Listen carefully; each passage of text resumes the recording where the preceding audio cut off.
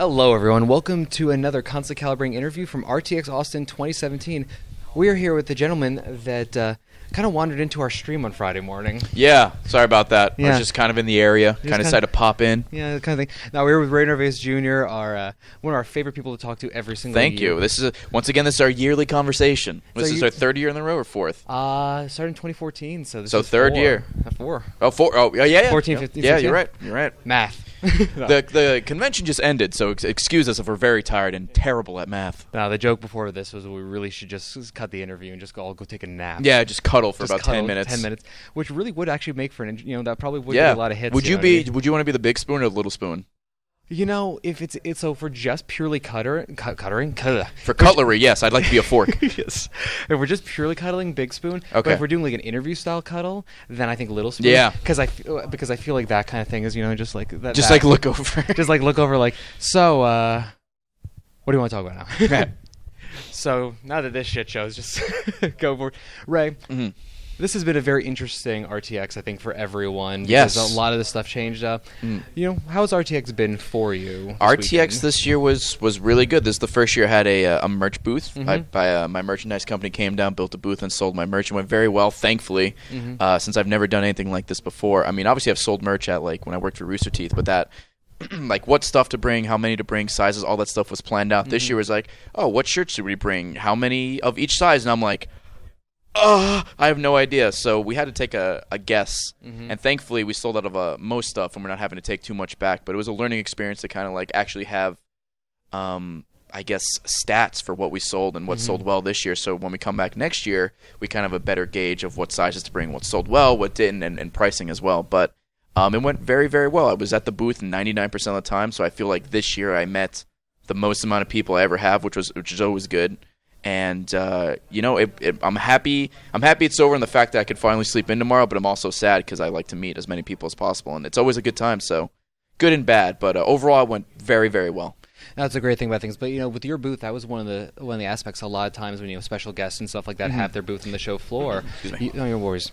When they have their booth on the show floor, there's always this aspect of when are they actually going to be there with the stuff. But almost any time I was down the expo hall at the booth, you were there, and if you weren't, at least Tina was there saying, "Hey, Ray's going to be back in a little bit." Yeah. He's at lunch. So I was there a majority of the time. I took a lunch break. I took an hour lunch break, and it was either that or I was at the bathroom, and I was there most of the time. I went to one panel. I went to the Mega 64 panel Saturday morning, which was amazing. And besides that, I was there meeting as many people as possible, because that's what I'm there for. If I feel like I have this booth and I set up this area to meet people, if I'm not there for half the day, then what's the point, And I know people have had issues with the autograph sessions, whether it be codes not working, whatever. With this, it's simple. I'm going to be there. Just line up, and if you're willing to wait, 20 or so minutes, I'll say hi to you. I know they capped the line a couple of times just because we were in kind of the middle of an area, so sometimes it could cause an issue. But the line was constantly flowing, man. So time flew by quickly. No, it seemed like that kind of experience. Yeah. Again, it was just really awesome just to see how you are with your fans. Yeah. That's always one of the great things, because you never know how somebody's gonna be. I mean, we've known you for years. Yeah. But still, people who may have come out to see you've never met you before. Well, that's what I tell people.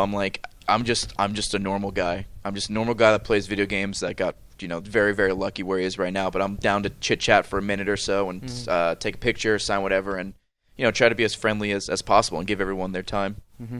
So then, let's talk. How has 2017 been for streaming, for your business, for moving forward with that?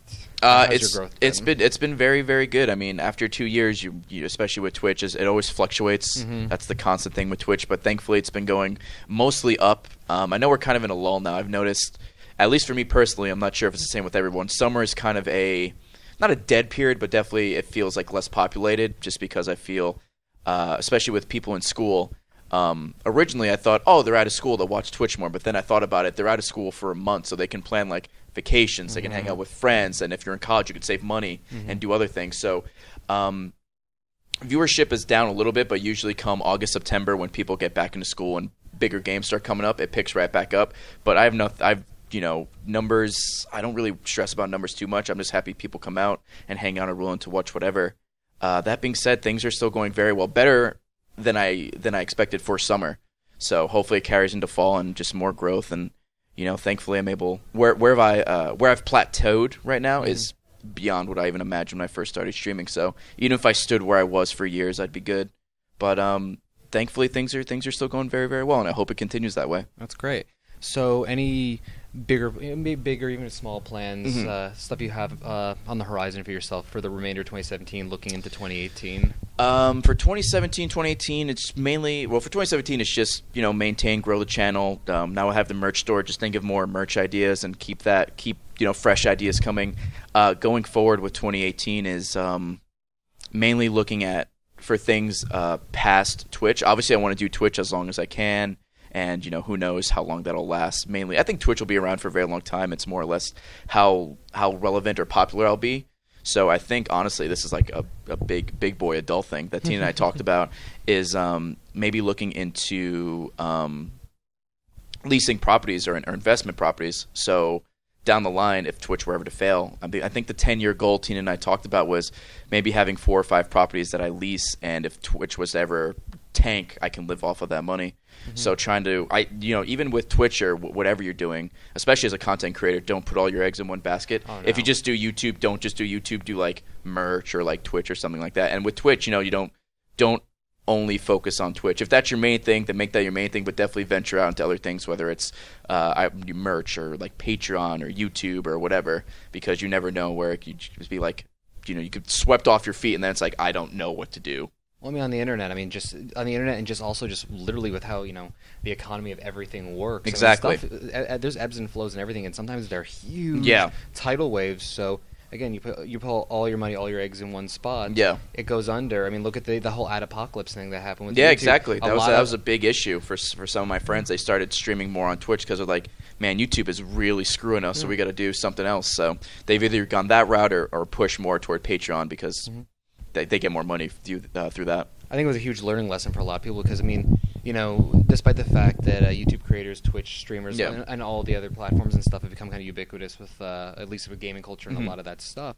I think a lot of people, I know for a fact a lot of people still don't really know shit about what they're doing and stuff because a lot of people will hop in, get really famous overnight, start making money, and then it's like, but this you're talking about a 17, 18-year-old kid who's never had a job. That's why I'm very, very fortunate. I have Tina, who's got a lot of, she's very smart, got a lot of business experience from when she went to college and just working real jobs before this. Because, I'm a little older, but there are people who will get big on YouTube or Twitch who are like you said, 18, 19, 20 years old and don't save anything, just spend it all. And you got to think like retirement. You got to think like yourself in 20, 30 years. Like you can be big now, but when you're like 40 or 50, one, do you want to keep doing YouTube videos at that age? Or and two, if you're doing so well now, you want to make it so when you reach that age, when you're like a proper adult, you don't have to work hard or even work at all. You save your money, you build up interest, and then you could just kind of coast and relax the rest of your life. But they're young, they're rich, and they don't have a manager or they have a poor manager, but they need like an adult or something. They don't need a yes man who agrees and oh, that's a great idea. They need someone to be like, that's dumb. This is what we should do, or here's what you probably should do. And they just don't. You got to be smart with your money. Oh, absolutely. I'm pretty frugal personally, but that's just me growing up. I can't imagine myself like, let's just go buy a car today because I can.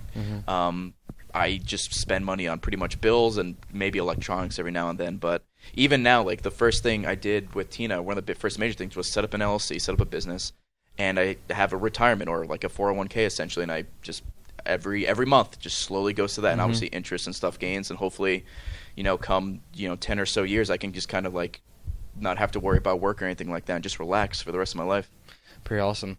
So let's, another big topic right now going on in the creator community is, I'm just curious about if you have any thoughts on it. Twitch partners have been starting to get annoyed about the whole Twitch affiliate program. Some of them, not all. Yeah. But there's been a whole controversy about this. And as Twitch affiliates, by the way, YouTube. Sorry, not YouTube. Whoa, I'm screwing this one up. I'm tired. It's Sunday. I Twitch. I can't even do my own plugs. It's okay. I can't do it. Twitch.tv/constantcalibrating. Perfectly. Anyways, Twitch affiliate, thing. With that.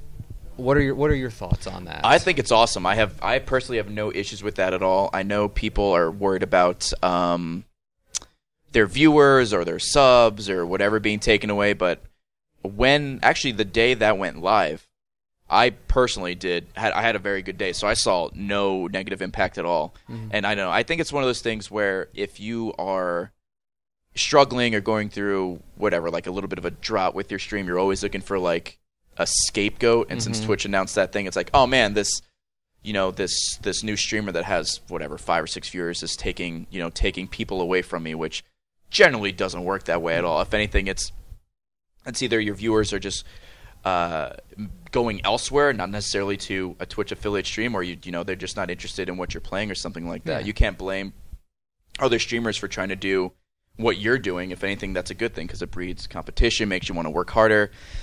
And also, I mean, I know people they're very proud when they get partner, and they should be because it's a big accomplishment. They feel like getting an affiliate dampens that, which I disagree. I think Twitch an affiliate is kind of like you know how apps there's like a light version. Yeah. I think it's a light version of that. You only get one emote. You can get bits, but you can't have like custom badges. Like it gives you a taste of what could come, but I feel like for me personally, I don't feel like it's affected me in any way. In fact, I think it's really cool that a lot of my friends who stream can now get subscribers and have an emo and stuff like that. I think it's really, really cool. I think if anything, it encourages smaller streamers to stick with Twitch to possibly make it a full-time thing.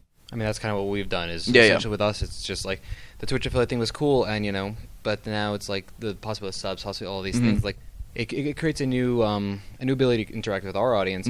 So we were happy with it, but there was obviously all that controversy. Which I mean, I just looked at it and I'm like, the way I look at it is if I'm stealing a partner's whether it's their subs or even just their viewers, that's on them because there's something else going on. It's like you're there. really gonna get mad at a stream with like 5 viewers who gets like a sub and you're gonna flip out. Like, come on, man. Especially people, it's like you were there, you started, you were that person. Too. I think they're just mad like, oh, I had to grind out for years and now they get it to no problem. Where it's like more content's better. Yeah, I listen. I think it's fine. I have no issues with it. Yeah. Well, it's just a final little lighter note since we've kind of we got a little serious. We got serious on a couple of things. Cynical. Who are some of your favorite content creators? Just for like the little shout out portion. Right now, Twitch.tv/constantly calibrating is up there for sure. I don't really watch, as far as YouTube goes, I really don't watch too many YouTubers anymore. It's generally Twitch streams. I got to give love to my buddies, the Game Grumps, obviously. Good friends of mine who make great content. All the members of Normal Boot, so like Pro Jared, the Completionist, Peanut Butter Gamer, those guys are all phenomenal. Satchel. On the Twitch side, I know it just ended, but the Games Done Quick speedrun charity marathon is always amazing. And then obviously I'll shout out Tina, my lovely girlfriend. She's great. And if you've ever watched my stream at any point, I do a raid at the end, and I find a streamer that I follow, and I send all my viewers over there. And any of those guys, whether they're affiliates or subs, there's a lot of cool, talented people out there. And I know I'm doing a terrible of naming them, but I usually, if you're looking for someone new to watch, you could always browse by game on Twitch. So find a game you like, whether it be super popular like League of Legends or something super obscure, and find someone streaming it, and maybe you'll find a new streamer you like. Yep. I wouldn't be afraid to test the waters and maybe jump into another streamer you like. Yeah, I think it's the best way to go about it. So any final thoughts? I got you, man. Thanks, Fred. Final thoughts. RTX was amazing. It was nice we were able to have this conversation because I know we were kind of like, what are we going to do? Because this year's kind of all over the place. Yep. And I hope you guys had a good event because I did. And I guess I'll talk to you again in a year. Probably sooner than that. But we'll have this talk in front of the banner and the chairs in a year. Yeah, we'll definitely have the one in a year, in front, and we'll have the update on how you're doing, update how we're doing, and do all that fun stuff. And maybe we'll talk sooner than that and figure something else out as well. For sure. As we say also every year. Yeah, exactly. Because everyone's life is fucking hectic. Yes, as hell. very, very busy. So, but that being said, appreciate you coming on. Of course, thanks for having me. Want to throw out the plugs? Yes.